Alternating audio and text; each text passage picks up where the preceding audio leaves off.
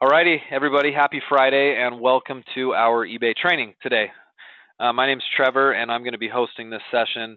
We're going to talk specifically about, how do I want to word this? Well, I want to talk about how to find additional products that are actually working in your store based on your own analytics. And how I'm going to describe that is think this way. When you're doing this retail drop shipping strategy, a lot of you guys you're using suppliers that are major retailers, or perhaps you're even using your own set of wholesale drop shipping suppliers, or maybe you're carrying your own inventory. Whatever the case may be, a lot of you guys have a bunch of listings, right? And so one of the things we really push, if you want to do well and if you want to have a very successful store on eBay, is you need to have a high volume of products, okay? Now, what does that mean? Well, hundreds of products at least. And my best clients over the years have had in the neighborhood of 7, 8, 900, some over 1,000. One in particular that hovered around 1,200 for a while. You have that many products in your store, you are going to make sales for sure. And it's not just about getting lucky just because you have so many products in your store that way. If you've got 1,200 items in your store, you can look for trends and you can look for things that are working and not working, which we'll talk more about here in just a second. So one of your goals, if you're going to make good money on eBay, is you just have to have a lot of things listed. I don't like when I get a client, and I get one of you guys every once in a while that's like this. I don't want to have a negative tone, but it's true. That will get in, they'll start selling, they'll get 40 or 50 items up, and they won't see a sale. And they're like, well, so your strategy doesn't work, clearly, because I'm not making any sales. And it's like, well, no, you only have 50 items in your store, right? Walmart would not be a multi-billion-dollar company if they only had 50 items on their shelves. And my point is, I'm not trying to recreate Walmart. Well, that's not what we're doing here, but the principle is still true. You need to list a high volume of items, okay? So that needs to be happening. And over the course of that process, we expect an efficiency increase, meaning faster listings. You should be getting speedier, okay? Now, some of you guys will tell me, I'm never going to get fast, or I'm just not good at eBay. I'm too slow at getting images up. I don't craft titles well enough. I don't know how to figure out my keywords well enough. I understand that, but if you're listing hundreds of items over time, you will get better at that thing, right? That's not unique to what we do here. Anything you do over and over again becomes easier. And why does it become easier? Not because what you're doing is easy, but because over time you've made it easier because you've been working at it, right? That's the same thing here. So we expect an increase in efficiency, and I would go on to say, your target should be like, 5, 6-minute listings or better eventually. That might scare some of you guys right now who aren't there, but eventually that's where you want to be. Okay, so over time, high volume, efficiency increases. We get to this point where we refine our listings, okay? So I did a training a couple of months ago on this. I don't know if some of you guys remember this, but we talked about how gold, or a precious metal, is taken out of the ground in its raw form and then refined into a little gold coin, right? Or a diamond ring, or whatever that precious metal is ended up turning into as an end product to a consumer. The process to take it from it being inside of a rock out to put on somebody's finger takes a fair amount of refining, right? You got to mine it. You got to pull it out of the ground. You got to find it. And then once it's been found, you got to get all the impurities out of it. You got to, I'm no expert, right? We had a graph up about it those couple months ago. But regardless, it goes through this really, really big process, and you end up with this really nice diamond ring that's being sold for thousands of dollars. That's a refinement process, right? And they go through all these different different steps to actually make that happen. The same concept here is true of your listings. Okay, you get 300 listings up, and if you're not selling many of them, you should be refining them over time. You should be refining and improving your titles, right, for better keywords. You should be adjusting prices up and down and tampering with that a little bit. You should be throwing out the stuff that's not working. If something's been on eBay for 3, 4, 5 weeks, throw it off, right? Get rid of it if it's not selling. I would argue you should give everything probably between 4 to 6 weeks before you pull it out. But if it's not selling and you've got these 300 items and the majority aren't working and you've refined them, pull them off and replace them with something else, right? So you should go through this refining process to where in the end you have this eBay store that's chock full of, good stuff that's selling on a regular basis. Well, part of that refining process is what I wanted to talk to you guys about today for a second. Okay, so this is gonna be, we'll call this 3A. Okay, and that's that we're going to look at our analytics.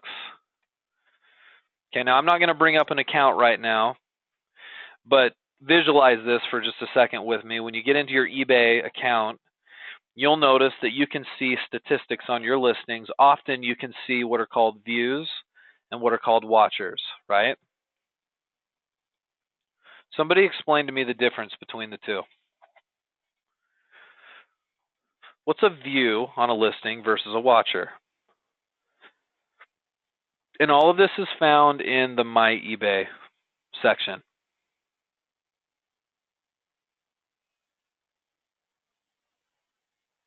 If somebody views it, right, it's very simple.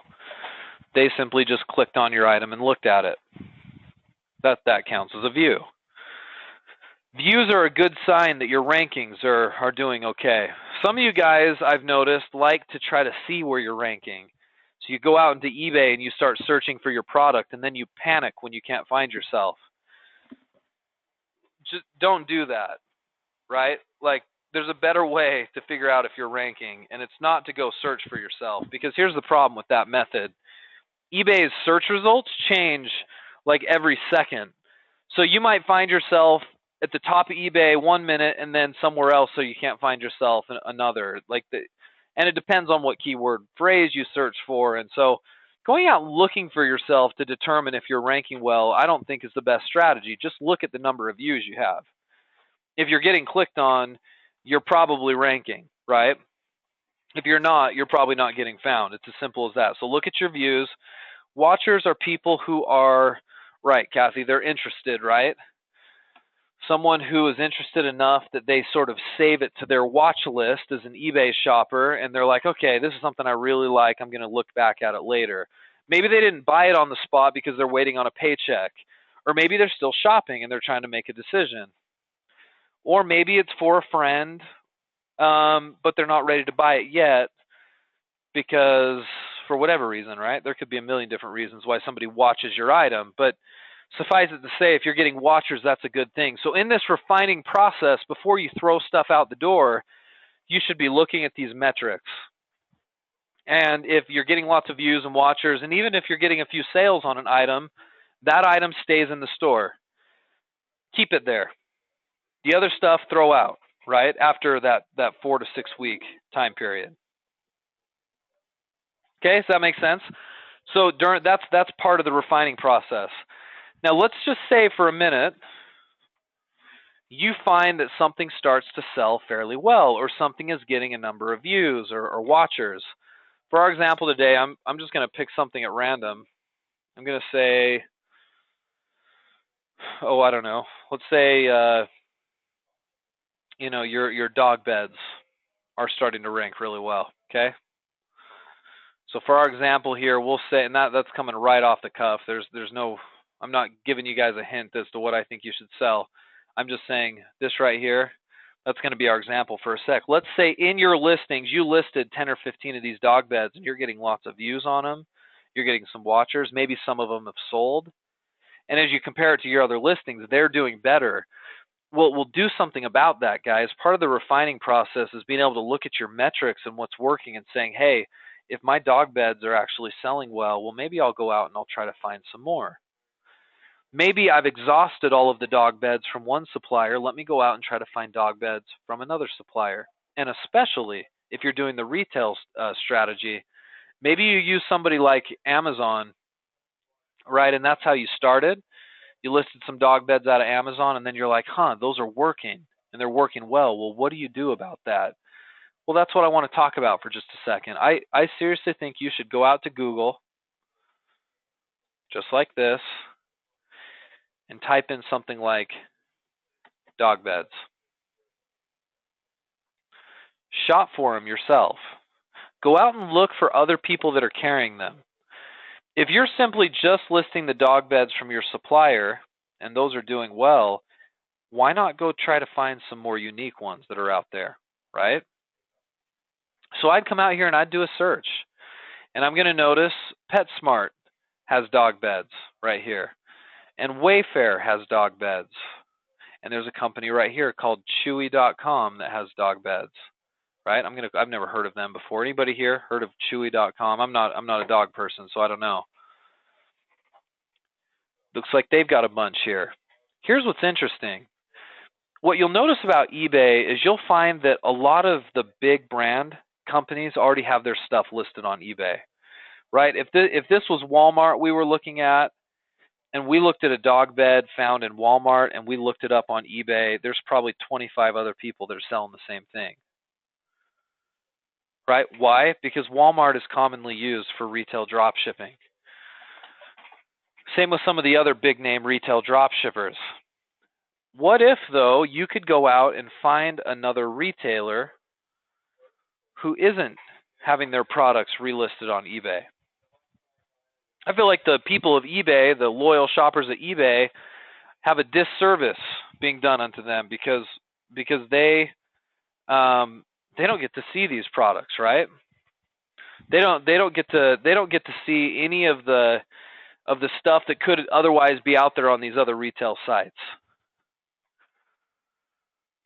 So why not bring those to them? And while you're at it, if you're bringing those products to the eBay marketplace and they don't already exist there, you might be the only exclusive seller, which means if you're pushing up the price on some of this stuff, you're still going to be okay, right? Because you just don't have that much competition. So you could start looking up these products right here, see if they're out there. Now maybe Chewy's popular enough to a lot of their stuff's already being sold on eBay. That's fine. We're just on the first page of Google here. You could look at Petco, Doctors, or what is that? Doctors Foster and Smith. I guess that's a site. You come in and see if their beds are listed and maybe use them as a potential retail drop shipper. Amazon is here. But don't just look at the first page. Go to the second page. Walmart is there. How about this one right here? Have you guys heard of this one?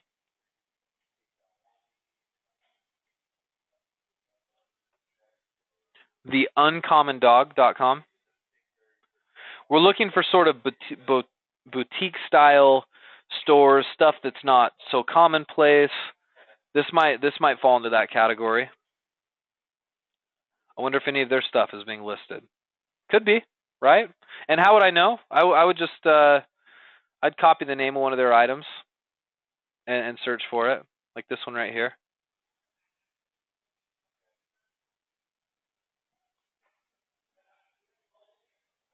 I'll just highlight the title. We'll go out to eBay.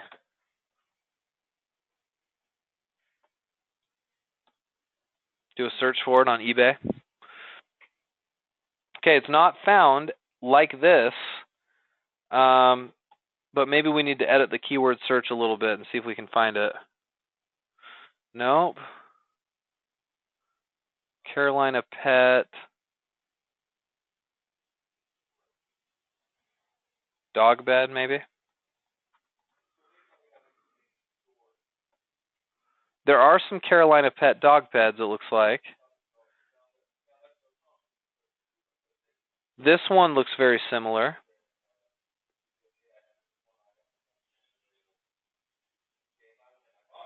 But see how this is a little harder to find?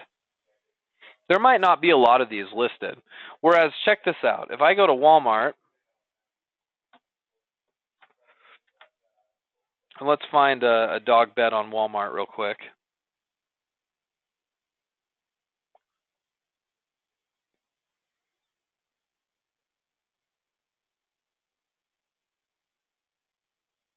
We'll search for this one.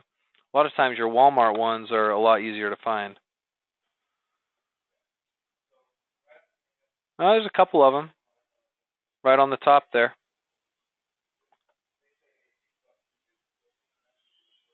How about this one from Walmart?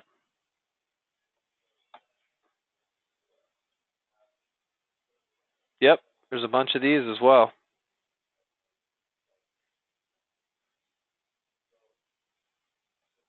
There's one, there's one, there's one, there's one, there's one, there's one, so on and so forth.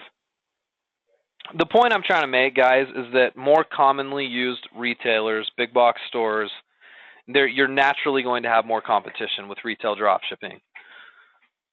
If you want to start there, great. Let that be a starting place and get a ton of listings up, but use your data, right? Use your metrics there, views, watchers, and sales to figure out maybe an area that you should focus on. Maybe these guys do have some good stuff that we could list, right? But don't stop there.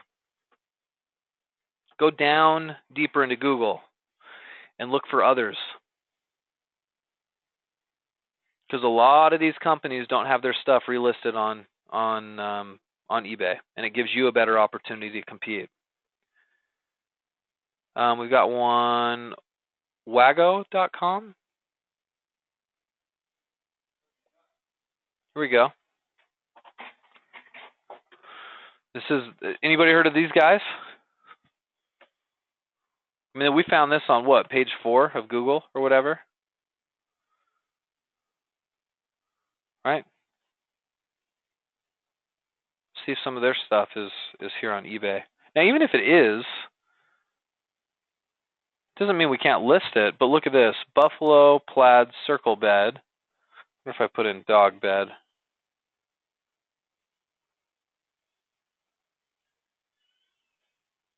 I'm looking for this picture. Nope, I'm not seeing it. Right, like you could actually be the exclusive. You could be the exclusive seller of that item on eBay. It'd just give you a better chance to compete. So I hope that makes sense to you guys. I guess the strategy is this: get a lot of listings on eBay, check your stats, whatever's working, start looking for that item from other suppliers, and as you find them, right, list them. Go out there and find good products from these other boutique style suppliers that are out there in Google. Some of the best suppliers I've ever found have been right in Google, using just a good old-fashioned Google search like this. And they don't need to be wholesalers. They can be just simply normal, regular retail type stores. Mark their prices up above retail. You can still sell them. Russell, you had a thought. You said, in regards to refining listings, for my titles, I typically use words and characteristics from the product description from the retailer or wholesaler. Should I be using other terms? In other words, simply using terms that may be appropriate for the product I'm listing. Yeah, I mean, you don't always have to pull ideas out of your description. You certainly can. There's a couple of places I look whenever I'm doing a listing that's in a niche that I don't know as well and I'm not really sure on the keywords. I check eBay first, so I'll do a search for the item and I'll glean some ideas from my competitors so I can be using their keywords. And then I also like the tool Title Builder, title-builder.com, because that'll actually tell you what some of the more popular keywords are in a given niche or for a different type of product. But pulling them out of the description is great, but I would be using some of those other areas to come up with what keywords would be best. And try out different ones. Remember, we're only given 80 characters, right? So If you've got something for 4 weeks that's getting absolutely no interest, switch up the order of your title, try some different keywords, and see if you can't get some better interest. Don't just assume it's a bad item. Maybe you titled it poorly, right?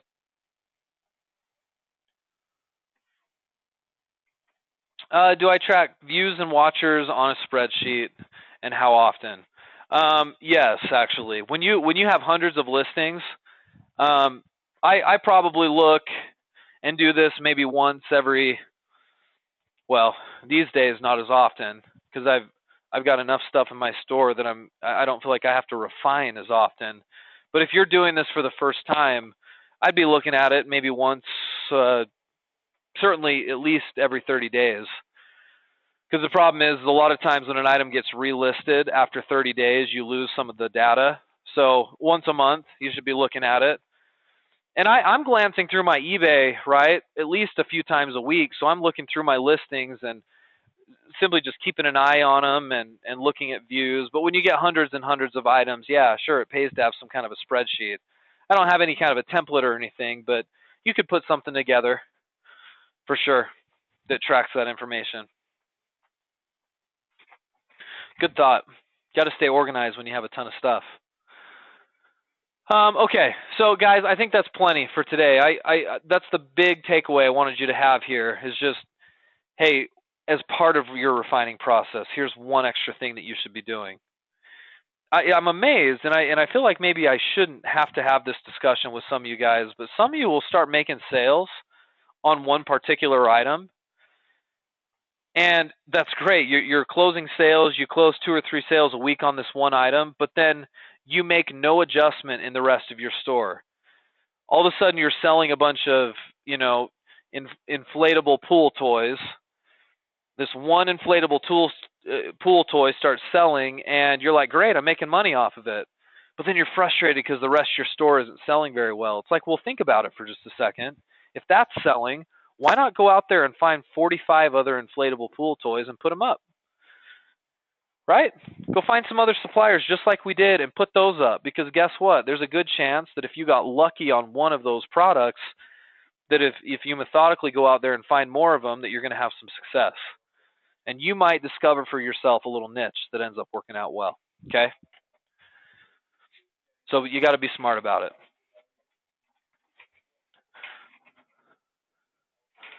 It depends. Jocelyn asked, how long does it take eBay to allow you to have 1,200 items? Depends on how quickly you're selling. A lot of you guys will have limits of around 100 when you start, but if you'll sell several of those items and your feedback comes back okay, they'll push up your limits in a hurry.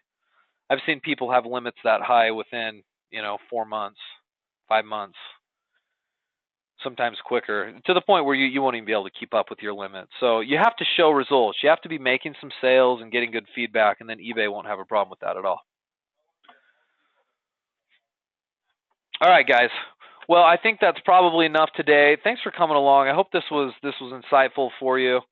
I know I see a few here that definitely need this, and I hope it does help. We'll see you guys all next week. Friday, same time, same place. We'll do some more eBay stuff from there.